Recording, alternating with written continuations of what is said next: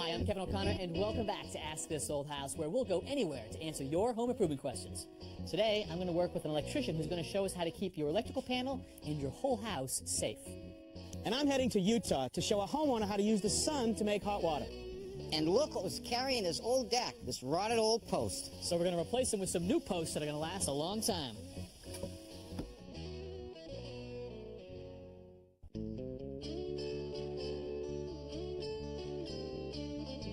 Salt Lake City is a place of celestial beauty. It's why the pioneers of the Mormon Church founded their church here over 150 years ago, when their leader looked around and proclaimed, "This is the place." On the shores of the Great Salt Lake at sundown, the clouds, the mountains, and the water all merge into one. And when the snowflakes start falling, people head to the slopes to ski and snowboard. We're at the base of the Wasatch Mountain Range. You can actually see Mount Olympus right over there. And this is the house we're going to be working in today. And today we're going to be talking about hot water. How to make hot water using the sun, solar thermal. We're going to install a couple of these panels up on the roof. They're designed to look like skylights.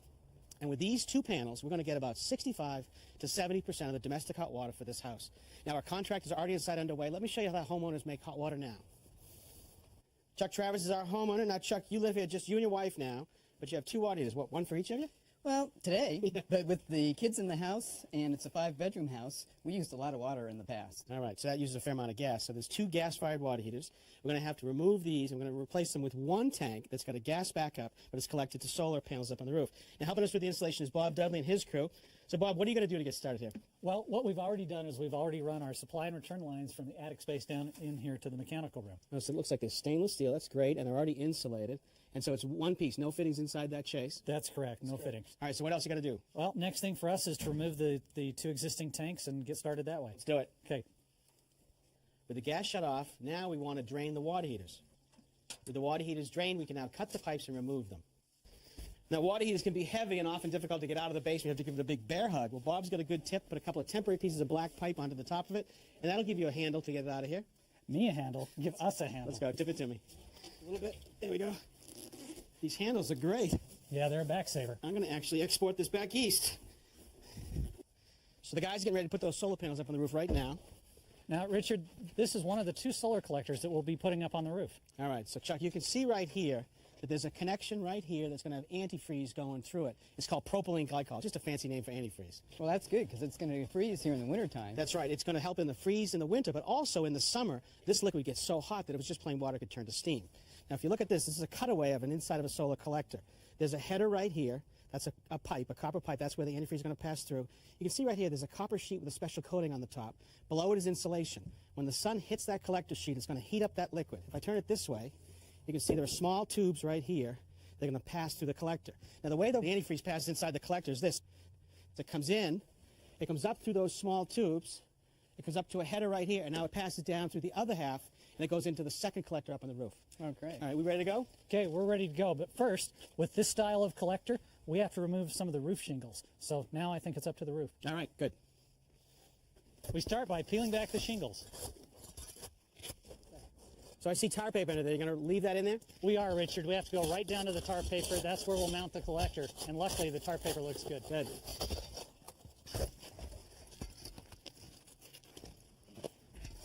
It's good. All right, looks like we're getting ready to put the collectors up here pretty soon. All right, here's our second panel. Drop it. I'm going to drop it. Got it? Yeah, there you go. Good. Okay. Now what we're going to do is we're going to cut 3 holes in the roof. First hole is here for the supply of the glycol from the basement to the collector. Yeah. Our second hole here connects the first collector to the second collector. Yep. Comes from that to the next one. Yep. Right. Third hole is going to be here. We're going to take the return of the glycol back down to the Right, and the loop is complete. All right. Correct. All right, boys, it's time to drop these panels. Now, those screws are only holding them up temporarily. Let's pull them out and drop it right down onto that 2x. All right, here we go, boys. How's it look? Looks good. Good. All right. All right, here it comes to you. Great. Now we screw the collector flange into the rafters.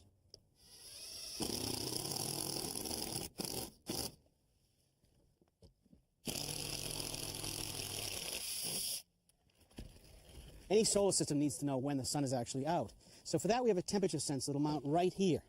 Once that temperature sensor is in there, if the sun hits this collector, it heats up the glycol, and it tells the pump to come on down in the basement.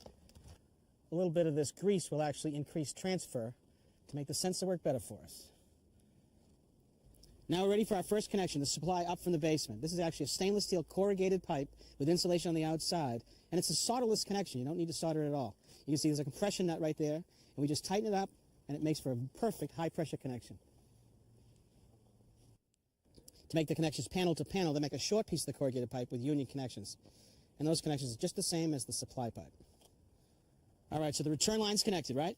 That's so right. now, with that done, we've got all of our mechanical connections done and our thermostat sensor. We can actually head to the basement, right? We can. I'm going to leave a couple guys up here to make sure that we're all watertight. Good. We can go down and check it.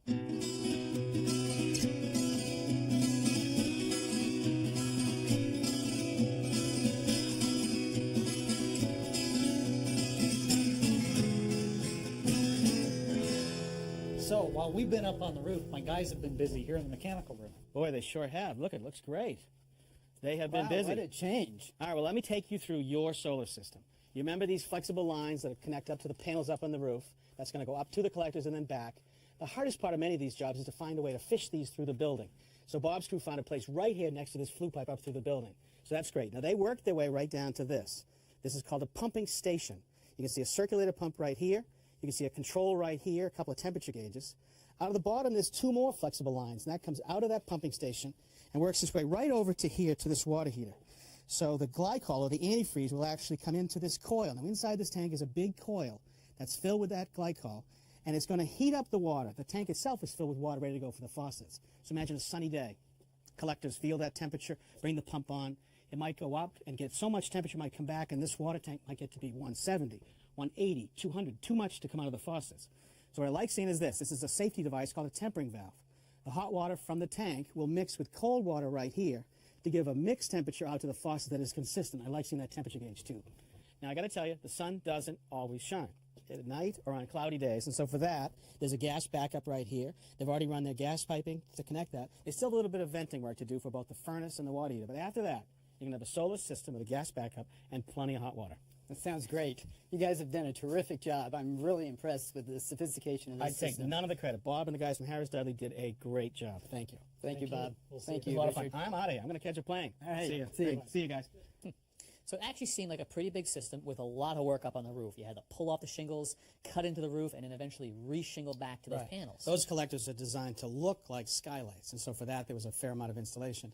I've never used this system before. The ones I've always used had a racking system that mounted it onto the roof so you had fewer penetrations, but it looks beautiful when it's done. Right. And so what did the whole system cost? Well, that labor and material would have been about $10,000, but there are incentives involved. State, federal, and utility tax credits and rebates gets it down below $3,000. Wow, less than $3,000. Absolutely. Sounds like a bargain. It is.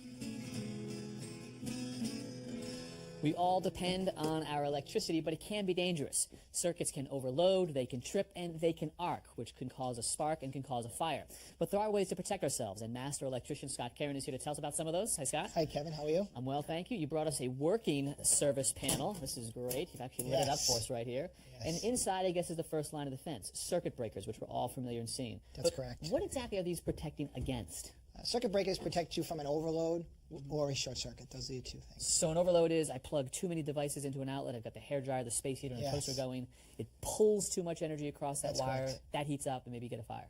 Heats up, it can create a fire on the wire, so it protects the overload capability in that instance. And then, of course, cutting a wire by accident is the short circuit version. And it'll just simply trip off, and you'll notice when you go down to the box, and you can turn it back on and reset that It can circuit. go all the way off, or sometimes it'll go in the middle, actually. Right, okay. Now, there is also in here, you brought us an arc fault circuit interrupter. That's correct. What is that protecting against? It protects us against the same items that the short circuit and the overload that a standard or conventional circuit breaker protects you. However, it goes to the next level of protection and protects you from real small sparks or real small arcs. A typical situation may be where you have a plug that's extending an outlet in a room going across to the other side of the room to give you a dresser outlet, and you would use this. Well, to hide it, you would put it underneath the carpet. Right. And in this situation, it shows you that it got worn out from walking on the carpet, and it creates a sparking situation or a faulting situation.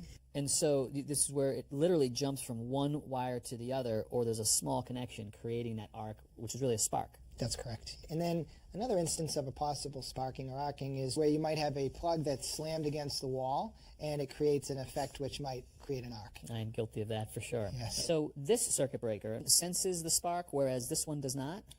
They both sense spark. The standard or conventional circuit breaker has a much less sophisticated circuitry than the arc fault circuit interrupter does. This one has an electronic circuitry which is monitoring the circuit all the time, and as soon as it senses that arc or flash, it shuts off. All right. Now, we've also got ground fault circuit interrupters, and we see them, I think, almost all the time in wet areas like kitchens and bathrooms. I recognize this one because it's got 2 buttons on the front. You can literally test it and reset it right there. What are these protecting us against? The GFCI outlet is protecting against ground faults. Any ground fault is where electricity travels the path of ground. And an instance where I can show you that is the right side of the receptacle is your power, or your hot wire as they call it. And if you go to the neutral, you can see the illumination of the voltage tester is showing you that there's power in this receptacle. So it's coming out and then going back through the neutral, back into the outlet there like it's supposed to. Exactly. Now when I take the power, which is right there, and I touch it to a known grounded source, which could be water that is touching something metal, it shuts off. So in this case, the electricity was coming out, but it wasn't going back through neutral. It was going to that ground wire. That's correct. That's the problem. Yes. So what they've designed is the device for life safety with any sort of ground fault, whether someone's got wet feet and they touch something that's live, or in a bathroom or a kitchen instance where everything's wet. So it's only if you touch ground, correct? If you touch something else that wasn't Sure. grounded. So we have power here, and if I touch the wood bench, which is not grounded, it will not trip. Terrific. All right. Now, in this case, ground fault protection is built into this outlet, but you can actually get GFCI protection other ways, and in fact, you brought us an extension cord. That's correct, Kevin. This is a cord adapter that allows you to get GFCI protection where you don't have it in a device or a receptacle that's non-protected. You would plug it in. And the receptacle now is protected through these 3 plugs, and you can plug your Christmas lights or skill saw in, and it has the same LED indicator on it that the device has. So if I'm using that circular saw outside, but I plug the cord into a non-protected indoor outlet, Yes. it gives me the protection I need. Yes, and then if you don't have any of these 2, the option of going into the electrical panel is also there, where you have a receptacle protection at this point. So this is a GFCI circuit breaker right here? That's correct. And this is protecting this outlet right here on the same with the same effect as a receptacle does. And I notice it also has a test button, so by pushing that it trips, and then I can just simply reset it. Same deal with the arc fault circuit interrupter? Yes, that's correct. And what of these devices is code? They're all code, Kevin. They have different applications. The arc fault circuit protection is required in all homes that are built now, and the GFCI protection is required in bathrooms, basements, outside, and kitchens, wherever there's water. Arc fault for all buildings built now, so this is for new construction. New construction or renovating if you need to protect the circuit for arc fault. Okay, so we may still have some of these older circuit breakers in the box, and this is a good time to update them to either arc fault or GFCI. Absolutely. Yeah. All right, well, some good, safe information, Scott. Thank you very much. My pleasure. Thank you. Wood in direct contact with concrete is never a good idea. This is the likely spot for water to accumulate, and then the end grain of the wood will suck up the water, and that's where you're likely to get rot. Now, having pressure-treated wood will help, but ideally, you've got a separation between the wood and the concrete. And if you don't have either, if you don't have pressure-treated wood and you don't have separation, well, that's a recipe for trouble, Tom. It sure is. Now here we have a fir 4x4 post that's sitting right on top of the concrete, which is actually sucking up water, and you can actually see a hole in it where it's starting to rot. Let's see how bad it is. Oh yeah, that's pretty gone. Oh, man, all right. So we replaced the posts. We're going to replace these 3 posts right here on the outside. How do you want to get started? First thing I want to do is temporarily shore the deck up. We took a measurement from the underside of the beam down to these blocks on the ground, and we cut our post a little bit longer. As we hit the temporary post in place, the deck posts go up. All right, that's it. The weight's off, and now we can remove our old posts. First thing I want to do is remove these diagonals.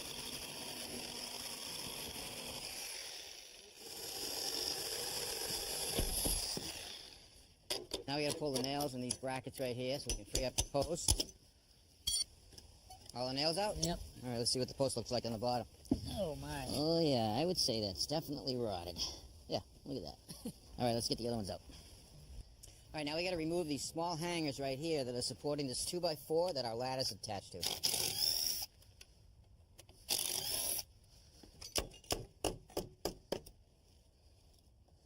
There's a nail in there somewhere. All right, Kevin, let me show you what I have here with the old post. We have a hole in the bottom of the old post. This pin that sticks out of the concrete pier was meant to keep the post on the pier, so if someone should hit it, it won't slide off. But it doesn't stop the post from rising up. Uplift, no uplift protection. So what we need to do is improve upon that, and we're going to use this post base right here. We're going to set it on top of the pier, and we're going to fasten it. All right, so this is going to give us a separation between the concrete and the bottom of the post, so that's going to be nice to slow down the rot. Right, and it's also going to make the connection so the post can't lift up. So we've got to get this into the pier. How are we going to do that? I'm going to drill a hole into the post because I can't use this threaded rod because these threads are no good. I can't use it. Now I want to place the post base over the pin, and right about in the same location the post was. So right about there. And so now I can drill a new hole right beside this pin for a new fastener.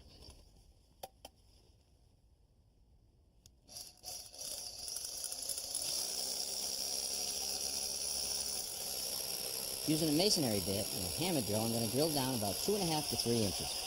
All right, that's it. Now I want to cut that pin off.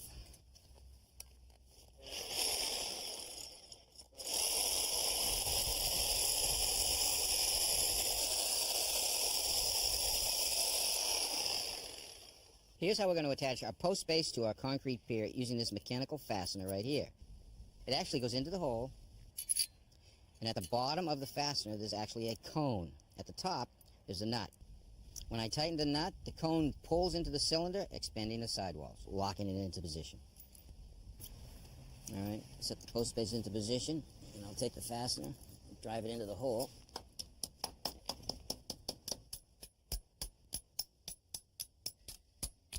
All right, now I got to tighten that nut. That's it.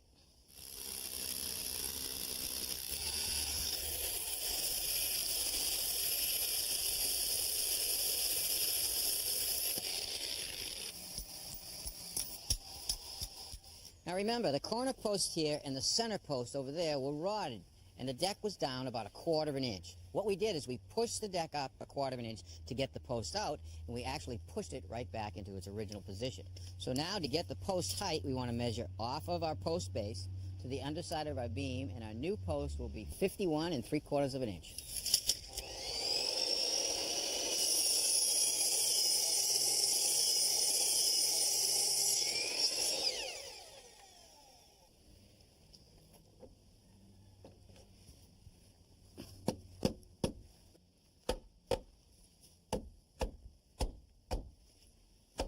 Now to nail it off, I'm going to use these nails right here. They're specifically designed for metal hangers, post caps, and post bases.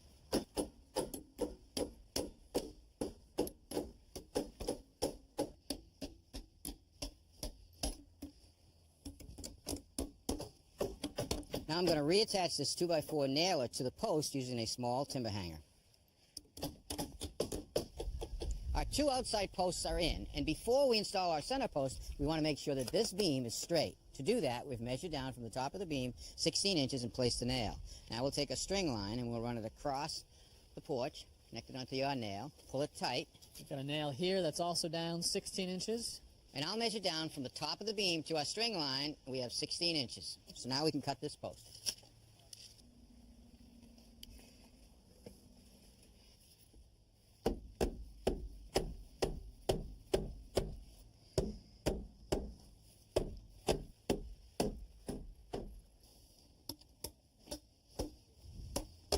Okay, knock out the temporary post.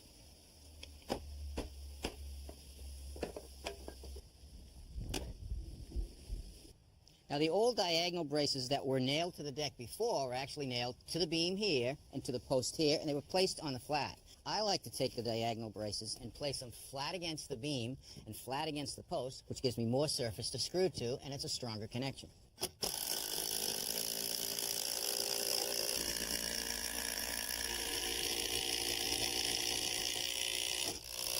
Okay. All right, those diagonal braces are really important when you're building a deck up on posts like this because it really stiffens it up laterally. All right, so some good bracing, some new posts, and we've got some new bases too. We're good to go. We're good to go. These are going to outlast you and me. Well, me anyway. All right, well, if you've got questions about your house, we'd love to hear from you. So keep your letters and your emails coming. Until next time, I'm Kevin O'Connor. I'm Richard Thuy. I'm Tom Silva. And I'm Roger Cook. For Ask This Old House. Hey, so how long would you last if you were pressure treated? A long time. Yeah? I think I'm already pressure treated. That's right. Next time on Ask This Old House. We'll go anywhere to answer your home improvement questions. I'm going to show you how to give your old door some real character by replacing your basic doorknob with some antique hardware. All right, Kevin, that's how you do a Dutchman. Absolutely seamless. And when that new old hardware goes on, this door is going to look great. And I'll show you a geothermal heat pump, how you can use the ground to heat and cool your house. That's next time on Ask This Old House. If you have a question about your house or a tip you'd like to share, please let us know. Visit our website, pbs.org, for expert advice, step-by-step videos, and much more. This Old House magazine, the companion to the television series, provides advice from our experts that you've come to know. You can use your credit card to order 10 monthly issues for $10 by calling 1-800-221-5900.